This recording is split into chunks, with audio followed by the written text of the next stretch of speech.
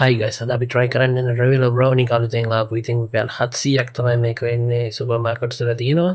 ඉතින් අපි බලමු කොහොමද කියලා. චූටි බොක්ස් එක තමයි මේකේ ඉන්නේ. කව එකක් තියෙනවා අපි ඒක අයින් කරලා බලමු කොහොමද කියලා ඇතුළ.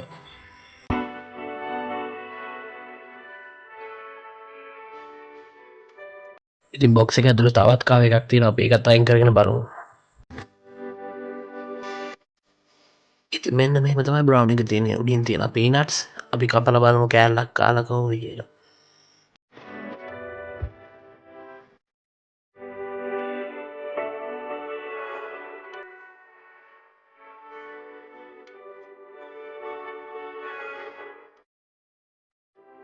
මෙන්න මෙහෙම අපි රස බැලුවේ. ඉතින් ලොකු පැණි රහක් තිබුණේ නැහැ. සාමාන්‍ය පැණි රහක් තියෙනවා. මට නම් ඒක හොඳයි ඇත්තටම ක්වොලිටි.